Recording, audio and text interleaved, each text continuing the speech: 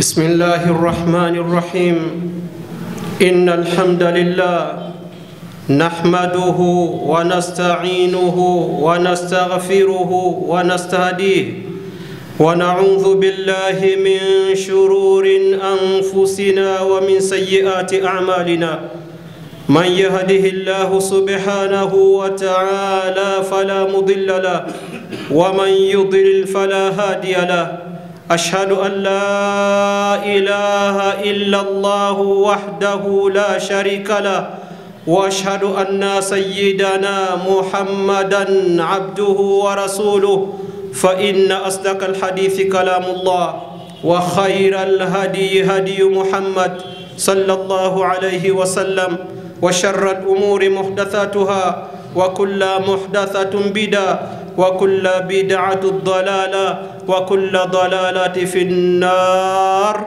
آذنا الله منا وإياكم من النار فيا عباد الله أوصي نفسي وإياكم بالتقوى الله kila sifa kamilifu ni zake Mwenyezi Mungu.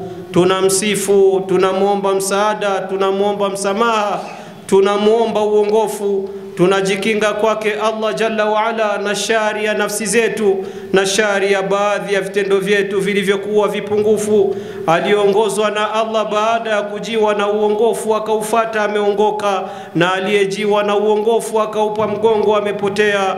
Ninashuhudia hakuna mola apasaye kuabudiwa kwa haki isipokuwa Mwenyezi Mungu mmoja asiyekuwa na mshirika. Ufalmeni wake daima na kila sifa njema ni zake, na yeye juu ya kila kitu ni muweza. Nashuhudia shahada ya pili ya kwamba Bwana wetu Muhammadi ni mja wake na ni mtume wake. Waja wa Allah, maneno mazuri ni maneno ya Allah, na uongozi bora ni uongozi wa mtume Muhammadi sallallahu alayhi wasallam.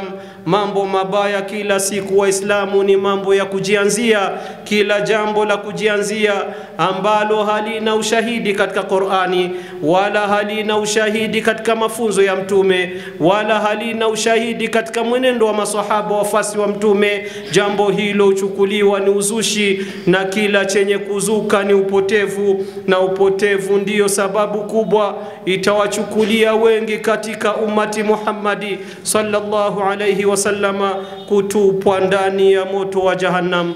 Tunamuomba Allah Jalla wa Ala atukinge na uzushi, na pili atuweke mbali na moto wa Jahannam. Allahumma amin. Waja wa Allah, nakuhusieni kwa mara ya kwanza bila kuisahau nafsi yangu kumcha Mwenyezi Mungu Subhanahu wa Ta'ala, kufuata amri zake, kadhalika na kujiweka mbali na makatazo yake. Na wala hawajapata waja wema kuhusiana jambo lililokuwa bora wa Islam kuliko hili la kumcha Mwenyezi Mungu Subhanahu wa Ta'ala. Amma khutbatina al-yawm, ama khutba yetu ya leo Waislamu, tutazungumzia tofauti kwa wanadamu lazima ziwe, kwa kuwa ndiyo maumbile aliyotumba nayo Mwenyezi Mungu Subhanahu wa Ta'ala. Sio chuki Waislamu, wala sio uadui kama wanavyofanya wengi wetu, kuona ya kwamba watu kuzozana na kukosa kuelewana ni chuki na uadui. Msikilize Mwenyezi Mungu Subhanahu wa Ta'ala anasema nini katika Qur'ani yake tukufu.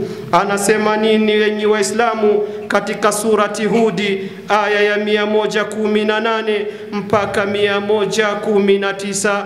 أعوذ بالله من الشيطان الرجيم بسم الله الرحمن الرحيم ولو شاء ربك لجعل الناس أمة واحدة ولا يزالون مختلفون إلا من رحم ربك ولذلك خلقهم. Huyo ndio Mwenyezi Mungu Subhanahu wa Ta'ala anasema ya kwamba, na kama angelitaka Mola wako wewe Muhammadi, angeliwafanya watu wote wawe kuwa namna moja, wawe na imani moja, wawe na dini moja, wawe na msimamo mmoja.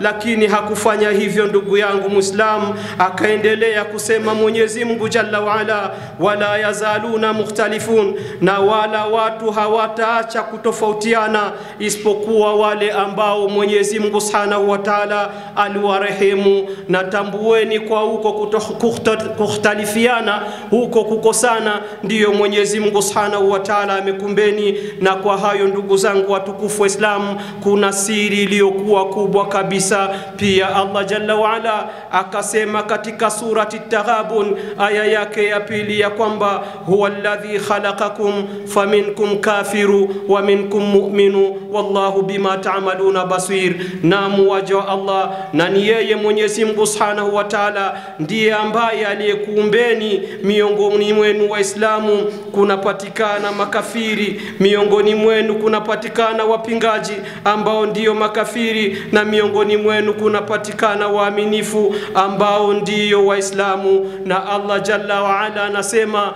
kwa yote mnayoyafanya usiku na mchana Mwenyezi Mungu Subhanahu wa Ta'ala anayaona. Na ndugu zangu watukufu Waislamu, ukipenda ndugu yangu Muislamu, usipendi ndugu yangu Muislamu, ndivyo hivyo alivyotumba Mwenyezi Mungu. Wako makafiri na wako Waislamu, na tambueni ya kwamba ikhtilafu ni kitu ambacho kipo.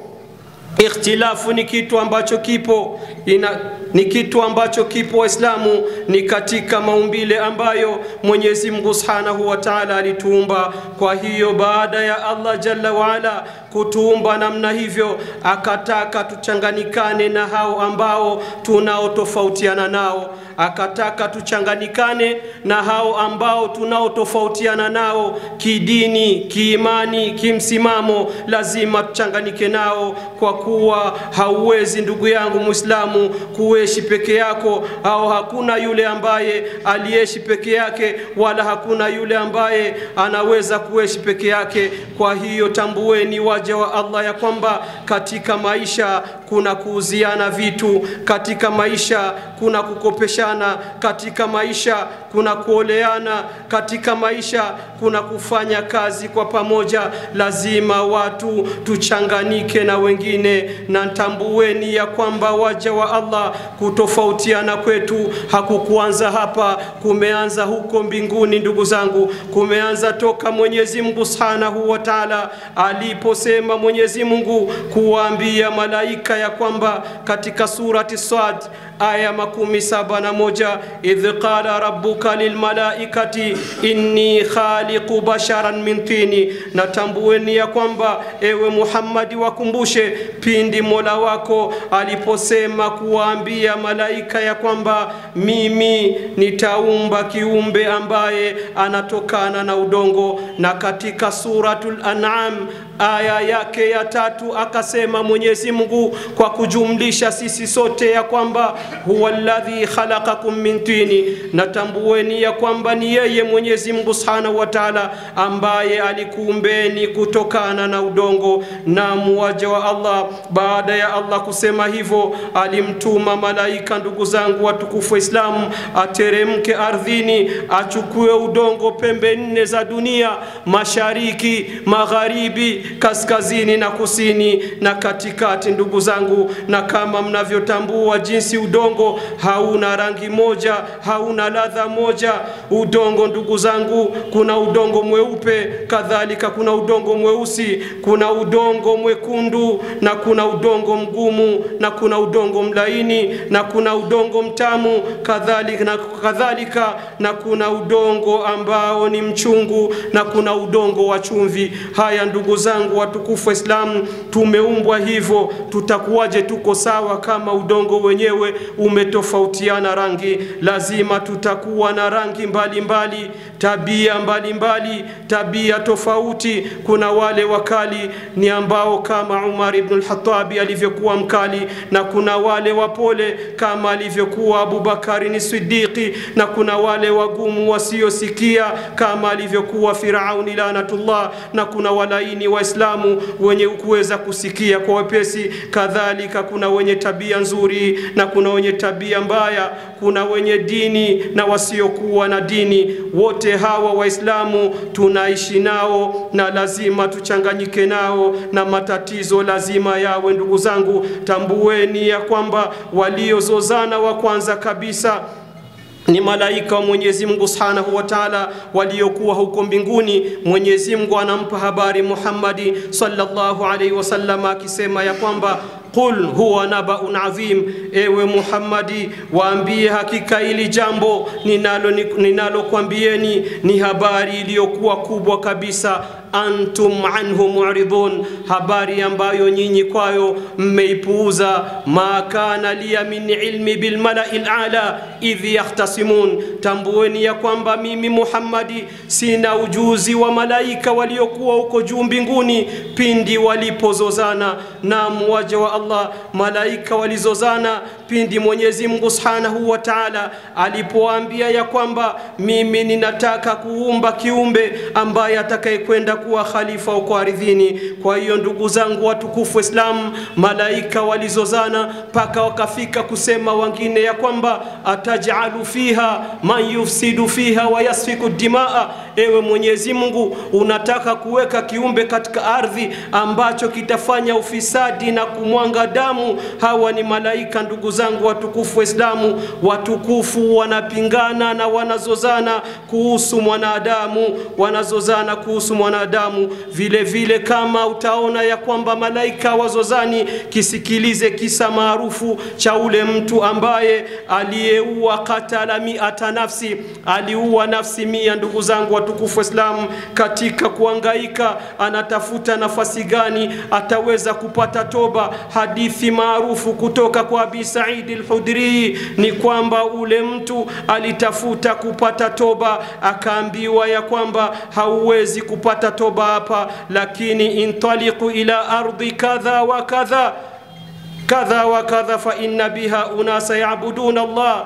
fa'budillaha ma'ahum, uhame katika mji mwingine, hakika huko utakuta watu wanamwabudu Mwenyezi Mungu Subhanahu wa Ta'ala, basi umwabudu Mwenyezi Mungu pamoja nao. Wala tarji'u ila ardika fa innaha ardu su'i, na wala usirudi katika ardhi yako uliyofanya madhambi, watu hawatakuamini kutokana na mabaya uliyoyafanya. Watukufu Islamu, alipofika njiani mauti yakawa yamemkuta, fakhtasamatil malaikatur rahma wa malaikatul adhab, wakaja malaika kutoka peponi Waislamu na malaika kutoka motoni, wakaanza kuzozana. Wamoja wanasema ya kwamba huyu ni mtu wa peponi na wengine wanasema ya kwamba ni mtu wa motoni. Kwa hiyo ndugu zangu watukufu Waislamu, Mwenyezi Mungu Subhanahu wa Ta'ala akawatuma malaika wengine, akawaambia ya kwamba waende kuamua mizozo yao. Malaika wakasema pimeni anapotoka na anapokwenda. Kwa hiyo waja wa Allah walipima, wakakuta karibu ni sehemu ambapo anapokwenda kuliko ambapo alipotoka. Na ndugu zangu watukufu Waislamu, kwa hiyo malaika walizozana, na tambueni ya kwamba kuzozana sio chuki Waislamu. Kuzozana sio chuki wala kuwekeana uadui. Hapana ndugu zangu, hacha malaika hata mitume wa Mwenyezi Mungu Subhanahu wa Ta'ala walizozana, lakini hawakufanyiana uadui. Na mwaja wa Allah anasema haya Mwenyezi Mungu Subhanahu wa Ta'ala katika kutufahamisha habari ya mtoto na baba yake. Yasikilizeni, kama ingekuwa ni mimi na wewe, labda ungemfukuza mtoto wako nyumbani. Anasema Mwenyezi Mungu Subhanahu wa Ta'ala, wa Dauda wa Suleiman idh yahkumani fil harthi idh nafashat fihi ghanamul qaumi wa kunna li hukmihim shahidin. Na Daudi na Suleimani Waislamu pindi walipokuwa wanatoa hukumu ya mbuzi ambazo zilikula shamba la mtu, na Mwenyezi Mungu Subhanahu wa Ta'ala anasema ya kwamba na mimi nilikuwa shahidi katika hukumu yao hiyo, nilikuwa naijua. Ndiyo Allah tabaraka wa Ta'ala kisha akasema fafahamnaha Suleimani, basi tukamfahamisha Suleimani jinsi Daudi alivyokata kesi. Alisema nini Daudi? Alisema ya kwamba wewe mwenye mbuzi chukua shamba, na wewe mwenye shamba chukua mbuzi. Mmoja kati ya wale ambao Waislamu waliohukumiwa kuridhika na hii kesi, moja kwa moja akaenda kwa Suleimani na akamwambia ya kwamba kesi mimi nimekatiwa kadha na kadha. Suleimani akaja akaanza kukata kesi upya ya Waislamu. Akasema nini ndugu zangu? Akasema ya kwamba wewe mwenye mbuzi, mwaia maji shamba mpaka pale litakapomea na kuotesha majani mazuri kabisa kama ilivyokuwa mwanzo, na wewe mwenye shamba kuwa unakamua maziwa katika hizi mbuzi mpaka pale shamba lako litakapomea vizuri, kisha utamrudishia mwenye mbuzi zake na wewe uchukue shamba lako. Kwa hiyo ndugu zangu watukufu Waislamu, Mwenyezi Mungu Subhanahu wa Ta'ala akakubali kesi ya Nabii Suleimani. Jiulize wewe, kama mtoto wako anayaweka mambo sawa tofauti na jinsi wewe ulivyo, ungesema mtoto ana adabu na kumfukuza, lakini hawa Mwenyezi Mungu anasema ya kwamba wa kulla ataina hukma wa ilma, na wote wawili tuliwapa elimu na tukawapa hekima. Na hichi ndio kikubwa sana kimekosekana kwa wanadamu, haswatan sisi vijana. Hekima ikiwa ndogo, ndugu yangu, hauwezi kuwaelekeza watu vizuri katika njia yake Mwenyezi Mungu Subhanahu wa Ta'ala. Naam ndugu zangu, na sio tu hao Suleimani na Daudi, hata Musa alayhi salatu wasalam na ndugu yake Haruna, ndugu zangu, walizozana pindi Musa alipokwenda mlima wa Sinai na akamwambia ndugu yake Haruna abakie na Mayahudi wana wa Israeli akiwachunga. Lakini kinyume chake, alipokwenda Musa walibakia nyuma na wakaanza kufanya ibada kinyume na Mungu, wakaabudu ng'ombe. Anasema Mwenyezi Mungu Subhanahu wa Ta'ala, falamma rajaa Musa ila qaumi ghadbanan asifa, na pindi aliporudi Musa kwa watu wake hali ya kuwa amekasirika akiwa na huzuni, alisema nini? Qala bi'sa ma khalaftumuni min ba'di aj'altum amra rabbikum. Akasema Musa ya kwamba ni uovu ulioje mmenifanyia nyuma yangu. Je, mmeitangulia amri ya Mola wenu? Mmeitangulia amri ya Mola wenu? Baada ya hapo ndugu zangu watukufu Waislamu, Musa akaweka zile mbao zilizokuwa hukumu ya Mwenyezi Mungu chini, wa akhadha ra'si akhihi yajruhu ilaihi, akawa anachukua kichwa cha ndugu yake anakikokota kwa hasira. Ndugu zangu watukufu Waislamu, hii yote kuonesha kwamba mizozo ilikuwa hata kuma nabii akakokota kwa hasira.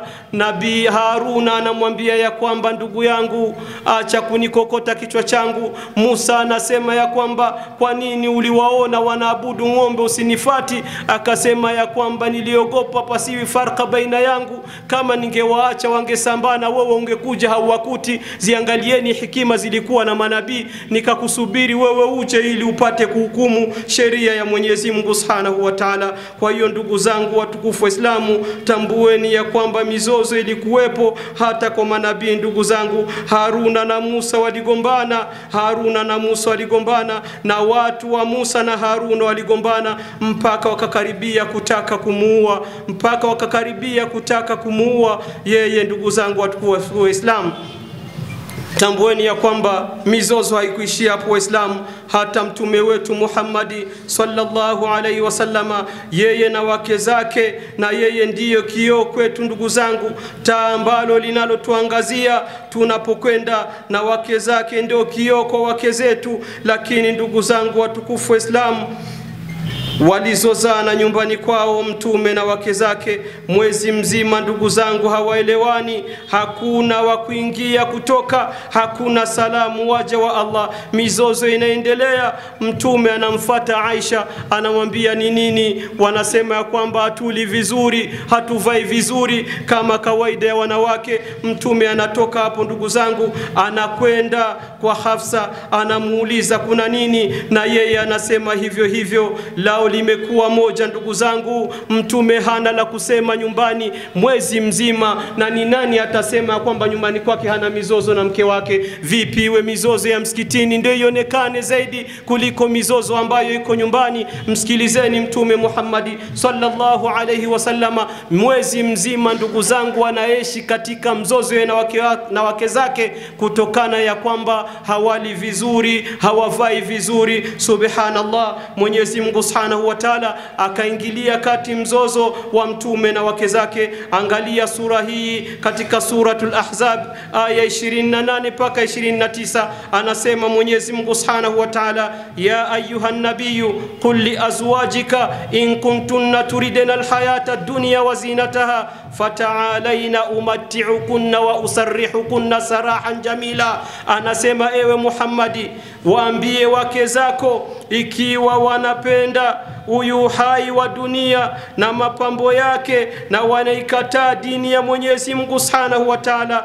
basi njooni nikupeni mnachokitaka, alafu nikupeni talaka, tuachane kwa wema kabisa. Allah akapeleka nasaha kwa wake wa Mtume Muhammadi sallallahu alayhi wasallama, ambao ndio kioo kwa wake zetu. Wa in kuntunna turidana Allah wa rasula wad dar al akhirah fa inna Allah a'adda lil muhsinati minkunna ajran azima. Anasema na ikiwa mnampenda Mwenyezi Mungu Subhanahu wa Ta'ala na mnampenda Mtume Muhammadi sallallahu alayhi wasallama, na nyumba za akhera hiya alhayawanu law kanu ya'lamuna, ndio nyumba zenye kudumu. Kama nyinyi mko msikitini mngejua. Kama mnapenda hivyo, tambueni ya kwamba Mwenyezi Mungu Subhanahu wa Ta'ala amewaandalia miongoni mwenu malipo yaliyokuwa mazuri kabisa miongoni mwenu. Na muwaja wa Allah, tambueni ya kwamba kuna malipo makubwa kabisa kwa wale wanaopatanisha. Hawa ni wake wa Mtume Muhammadi sallallahu alayhi wasallama.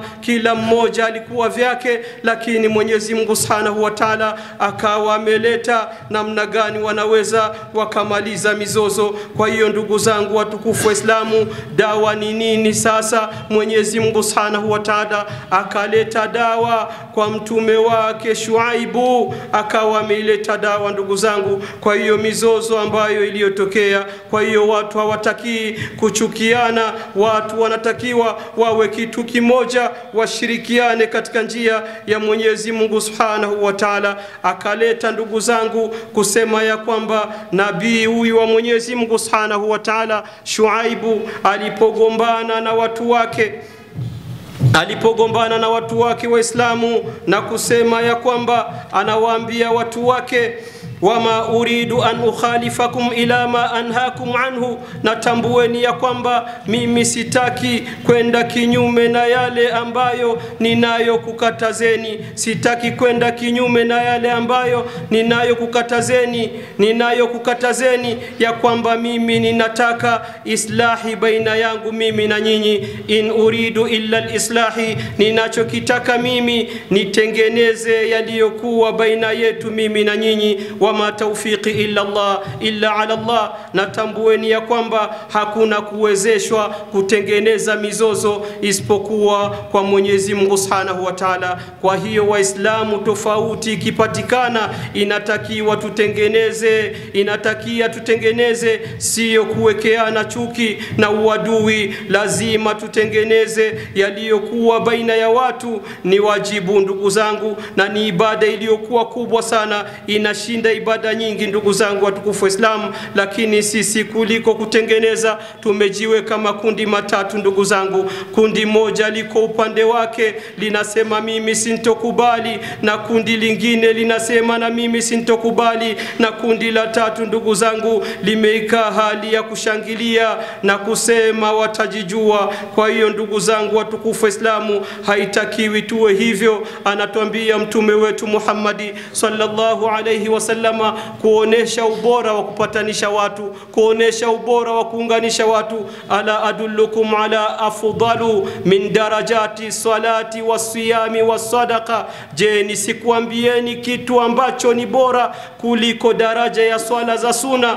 kuliko daraja ya saumu, na kuliko kutoa sadaka usiku na mchana? Qalu bala ya Rasulullah. Masahaba wanashangaa, wanamwambia mtume, tuambie ewe mtume, tusikie hilo jambo ambalo linashinda swala za suna, linashinda siyamu za suna, na linashinda kutoa sadaka. Mtu anayopatikana baina ya watu kufanya hivyo ndugu zangu watukufu Waislamu, inashinda swala na funga, inashinda kutoa sadaka. Kwa nini aseme hivyo mtume wetu Muhammadi sallallahu alaihi wasallama? Akasema ya kwamba fa inna fasada dhatil baini hiya alkhaliqa, kwa sababu kuharibika hali ambayo inapatikana kati ya watu inanyoa ndugu zangu. La aqulu innaha takhluqu ash-sha'ra walakin takhluqu ad-din, akasema ya kwamba sisemi ya kwamba ni kinyozi inanyoa nywele, lakini inanyoa dini ndugu zangu. Haya ni maneno ya Mtume Muhammadi. Tambueni ya kwamba mizozo inakula thawabu zetu. Ni wangapi wanateta, ni wangapi wanasengenya, thawabu ulizokuwa nazo kwa wiki nzima zimekwisha Muislamu kwa sababu ya kuteta na kusengenya. Kwa hiyo ni wengi ndugu zangu tunaharibisha thawabu zetu. Kwa hiyo waja wa Allah tuyafanye yaliyokuwa mazuri, tupatanishe watu. Siku moja Mtume wetu Muhammadi sallallahu alaihi wasallama alikuwa anamzungumzia mjukuu wake akisema ya kwamba inna ibni hadha sayyidu la'alla Allah, hakika Mwenyezi Mungu Subhanahu wa Ta'ala yuslihu bihi baina fi'atayn azimatayn, anasema huyu mjukuu wangu atakuwa ni bwana, huenda Mwenyezi Mungu Subhanahu wa Ta'ala atakuja kupatanisha makundi mawili ambayo ni matukufu. Na muwaja wa Allah katika vita vya Ma'arikatu Siffin, vita ambavyo alipigana Ali ibn Abi Talib na akapigana na Muawiya. Hawa wote ndugu zangu, Ali ni mdogo wake na Mtume Muhammadi sallallahu alaihi wasallam, Muawiya ni shemeji wa Mtume Muhammadi, walipigana vita. Kwa hiyo alipokufa Ali ndugu zangu watukufu Islamu, huyu kijana wake Hassan alichukua utawala, akamwambia Muawiya ambaye yuko Iraki, acha utawala, ni mimi kutawala. Muawiya akakataa ndugu zangu watukufu Islamu, ikabidi Hassan akusanye jeshi akamfuata Muawiya paka Iraki. Alipofika huko ndugu zangu watukufu Islamu, akafikiri jinsi watu walivyokufa sana, aliamua ndugu zangu kuachia utawala na kumwambia Muawiya aendelee na utawala. Ikafanyika sulhu ndugu zangu, ikapatikana sulhu baina ya kundi la Ali na kundi la Muawiya. Aliyefanya hivyo ni nani ndugu zangu? Ni kijana Hassan ambao utabiri aliusema Mtume wetu Muhammadi sallallahu alaihi wasallama, lakini akamwambia ya kwamba ikiwa kama wewe Muawiya utakufa mbele yangu nitachukua utawala. Lakini alikubali kuacha nafasi yake kwa ajili ya damu isimwagiki na kwa ajili ya magomvi yasipatikani. Kwa hiyo ndugu zangu, na wewe ambaye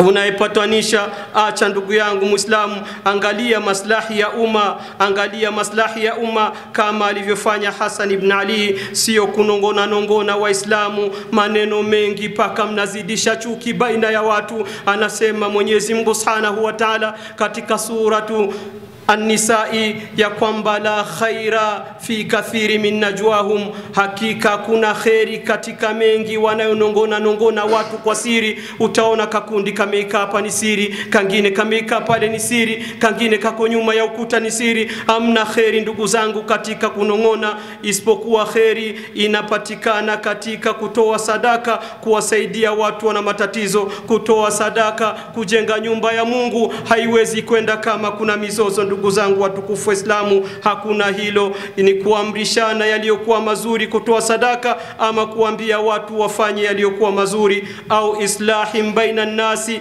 au mwanadamu akapatanisha baina ya watu ambao waliokuwa wamegombana wakapatana na kuwa kitu kimoja. Anasema Mwenyezi Mungu Subhanahu wa Ta'ala, wa man yaf'ali dhalika bitigha maridhatillah, yule ambaye atakayefanya hayo Waislamu akawaona ndugu zake wamekosana akawakusanya na kuwapatanisha, hakuna chochote, hana upendelevu kama tulivyo kundi moja huku na kundi lingine huku, anatafuta radhi za Mwenyezi Mungu Subhanahu wa Ta'ala. Fasawfa nu'tihi ajran adhima, Mungu anasema mtu huyo aliyefanya kazi kubwa ya kupatanisha watu tutampa malipo yaliyokuwa makubwa. Kwa hiyo ndugu zangu watukufu Islamu, kama mnavyotambua uongo ni haramu, lakini kupatanisha watu ndugu zangu, uongo unakuwa ni halali. Ameyasema Mtume Muhammadi sallallahu alaihi wasallama, laysa al-kadhabu alladhi yuslihu baina an-nasi, sio muongo yule mtu ambaye anapatanisha baina ya watu. Na ndugu zangu watukufu Islam, hawezi kuwa muongo mtu ambaye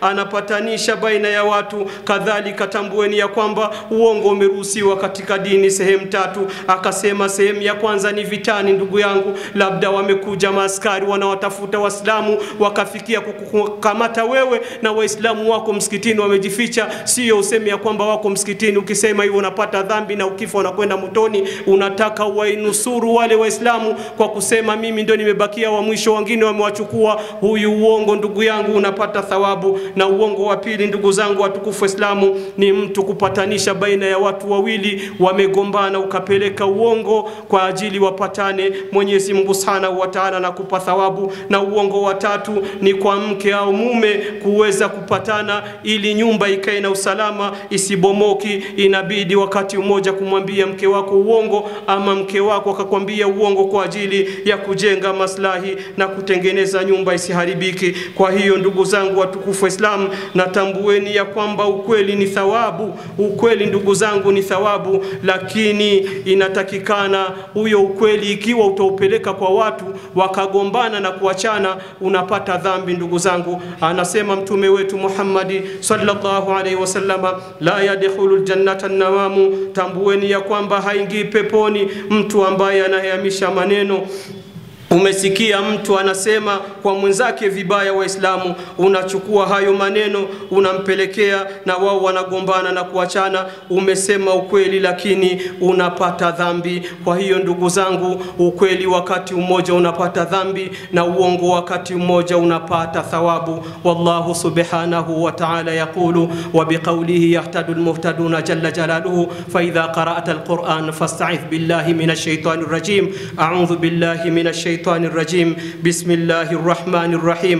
لا خير في كثير من نجواهم إلا من أمر بصدقة أو معروف أو إصلاح بين الناس ومن يفعل ذلك ابتغاء مرضات الله فسوف نؤتيه أجرا عظيما. بارك الله لي ولكم بالقرآن الكريم ونفعني وإياكم بالآيات وذكر الحكيم. أقول قولي هذا أستغفر الله لي ولكم ولسائر المسلمين من كل ذنب فاستغفروه فيا فوز المستغفرين. Inueni mikono yenu mumuombe Mungu msamaha, huenda akakusameheni makosa yenu.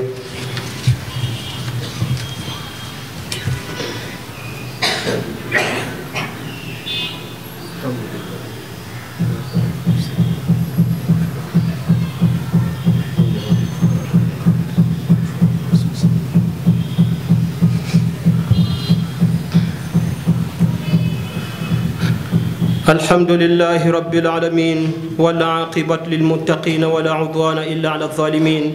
أشهد أن لا إله إلا الله وحده لا شريك له وأشهد أن محمدا عبده ورسوله. اللهم صل وسلم وبارك على عبدك ورسولك محمد هو وعلى آله وأصحابه والتابعين لهم بإحسان إلى يوم الدين. أما بعد usi nafsi wa iyakum bitaqwallah. Kila sifa kamilifu ni zake Mwenyezi Mungu mlezi wa viumbe vyote. Mwisho mwema ni kwa wenye kusikia na mwisho mbaya ni kwa wakaidi. Kwa haki isipokuwa Mwenyezi Mungu mmoja asiyekuwa na mshirika. Shahada ya pili na kubali kwa roho na kutamka kwa ulimi ya kwamba Bwana wetu Muhammadi ni mja wake na ni mtume wake. Kwa kazi kubwa aliyoifanya, ninamuomba Allah apeleke sala na amani juu ya mja wake na mtume wake Muhammadi, yeye na watu wa nyumbani kwake na sahaba zake kiramu na wote waliokusanyika misikitini mpaka siku ya malipo mazuri. Allahumma amin. Waja wa Allah, nakuhusieni kwa mara ya pili bila kuisahau nafsi yangu kumcha Mwenyezi Mungu Subhanahu wa Ta'ala, kujitahidi kufuata amri zake, kadhalika na kuweka makatazo yake mbali, na wala hawajapata waja wema kuhusiana jambo lililokuwa bora kabisa kuliko hili la kumcha Mwenyezi Mungu Subhanahu wa Ta'ala. Na ndugu zangu watukufu Waislamu, tambueni ya kwamba kuna kheri katika mengi minongono wanaonongona watu kwa siri, isipokuwa kheri ndugu yangu inapatikana kwa wale ambao wataamrishana kutoa sadaka ili wawasaidie watu kutoa sadaka ili dini ya Mwenyezi Mungu Subhanahu wa Ta'ala iende mbele, au kuamrisha watu wayafanye mazuri ambao yatawapatisha thawabu, au kupatanisha watu waliogombana wawe kitu kimoja. Na atakayefanya hayo ndugu zangu kwa ajili ya kutafuta radhi zake Mwenyezi Mungu Subhanahu wa Ta'ala, basi Mwenyezi Mungu anasema atampa malipo yaliyokuwa makubwa. Ndugu zangu watukufu Waislamu, tambueni ya kwamba kama tulivyosema huko mwanzo, ikhtilafu waja wa Allah na mizozo, watu kuzozana, ni katika maumbile ambayo Mwenyezi Mungu Subhanahu wa Ta'ala alituumba. Kwa hiyo ndugu yangu Muislamu, ikitokea watu wamegombana ni juu letu sisi Waislamu kupatanisha hao watu waliogombana. Sikilizeni waja wa Allah, katika vita vya Badri zama za Mtume Muhammad sallallahu alayhi wasallama, walipigana Waislamu wakapata ngawira zilizokuwa nyingi sana, pakatokea tofauti mbele ya Mtume Muhammad sallallahu alayhi wasallama, tofauti ambapo wazee walibakia wanachunga mizigo Waislamu na vijana wakaingia vitani. Mzozo walipopata hizo ngawira, vijana wanasema wazee hawatapata kwa sababu hawakupigana vita, na wazee wanasema ya kwamba sisi tulibakia tunachunga mizigo, lazima na sisi tutapata. Vijana na wazee ikataka kutokea mkono kuwekana ngumi. Shekhe akawa ameingilia kati, Mwenyezi Mungu Subhanahu wa Ta'ala. Haya nafanyika kwa Mtume Muhammad sallallahu alaihi wasallama, itakuwaje mimi na wewe ambaye tunashindwa kusuluhisha mizozo yetu? Akaingia kati Mwenyezi Mungu Subhanahu wa Ta'ala, anasema Allah Jalla wa Ala, wa yasalunaka anil anfali, ewe Muhammadi wanakuuliza kuhusika na ngawira ni za nani? Qulil anfalu lillahi war rasuli, sema ya kwamba ngawira zote ni za Mwenyezi Mungu na mtume wake Muhammad sallallahu alaihi wasallama, ndio wanajua kugawa mali ya ngawira. Kisha Mwenyezi Mungu akasema fattaqullaha wa aslihu dhata bainikum, na tena muogopeni Mwenyezi Mungu Subhanahu wa Ta'ala, muogopeni Mwenyezi Mungu na muache tofauti zenu na mtengeneze mizozo yenu na magomvi yenu. Huyu ni Mtume Muhammad anawaambia maswahaba Waislamu waache tofauti, kwa kuwa tofauti zinaharibu mengi. Hawa ni maswahaba. Vile ndugu zangu watukufu Waislamu, katika ukoo wa Bani Amri ibn Aufi kana bainahum shakhanu, anasema ya kwamba palikuwa ugomvi baina yao. Fakharaja ilaihim nabii sallallahu alaihi wasallama, akatoka mtume wetu Muhammad sallallahu alaihi wasallama akaenda pamoja na maswahaba, yuslihu bainahum, akiwapatanisha baina yao. Baada ya kuwa anawapatanisha, fakhadhara bisala, wakati wa swala ndugu zangu ukawa umeingia, wakati wa sala ukawa umeingia na mtume bado hajapatanisha, watu wangaliki wanakataa kupatana. Fajaa Bilal, akaja Bilali akamwambia, ewe mtume wa Mwenyezi Mungu, wakati umefika wa kusalisha. Mtume akamwambia ya kwamba nenda ukamwambia Abu Bakari ni Siddiqi aswalishe, mimi ningali katika kazi. Huyu ni mtume wa Mwenyezi Mungu Subhanahu wa Ta'ala, anaacha hata sala ipite lakini watu wapatane. Wakipatana sala iko hapo ndugu zangu, amani ni kitu cha lazima. Bilali akaondoka na akaenda msikitini, akatoa adhana na akakimu ndugu zangu watukufu Waislamu. Kisha akamwambia Abu Bakari ya kwamba mtume amesema kwamba nikwambie usalishe. Abu Bakari akajibu maneno ambayo kila mmoja anataka yasikie kwa ujuaji wetu ambao tunaokuwa nao hapa katika nyumba ya Mwenyezi Mungu. Akasema ikiwa utapenda wewe mimi nitasalisha. Kwa nini amwambie hivyo Islamu? Kwa sababu baada ya maimamu ambao waliokuwa wanasalisha watu, mwenye kufuatia ni wa pili Bilali, ndiyo ambaye ikiwa imamu atakuwa na matatizo anaulizwa Bilali, je, tunaweza kusali?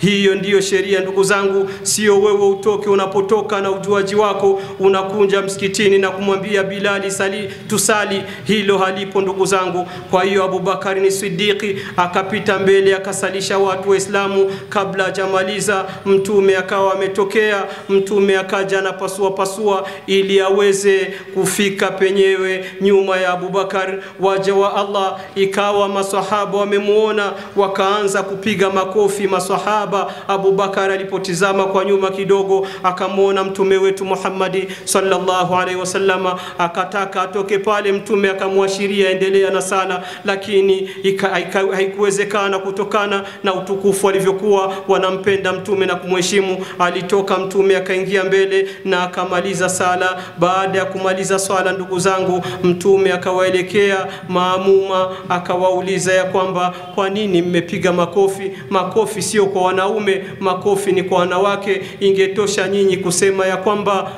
Subhanallah, akawa amezindukana yule ambaye anayejua nyuma yake kama amekosea. Kwa hiyo akasema makofi ni kuamzindua mtu ambaye amekosea. Makofi ndugu zangu watukufu Islam ni kumpigia mtu ambaye amefanya kizuri. Makofi yaliyokatazwa ni makofi ya ibada ambayo watu wanafanya kwa kumwabudu Mungu. Makofi hayo yamekatazwa. Kwa hiyo ndugu zangu watukufu Islam, kisha akaelekea kwa Abu Bakar ni Siddiqi, akamwambia kwa nini kuendelea kusali? Akasema ya Rasulullah, mimi siwezi kusalisha penyewe upo. Angalia daraja ya Mtume Muhammadi kwa maswahaba zake walivyokuwa wanamheshimu, tofauti na sisi kwa imamu wako. Kwa hiyo ndugu zangu watukufu wa Islamu, tambueni ya kwamba mizozo inakula thawabu, mizozo inaharibu kila kitu, mizozo inasimamisha kazi ambazo mlizokuwa mnataka kufanya. Yasikilizeni maneno ya mtu wa hikma, anasema ya kwamba walau anna alfa bani khalfahum khadimu kafa.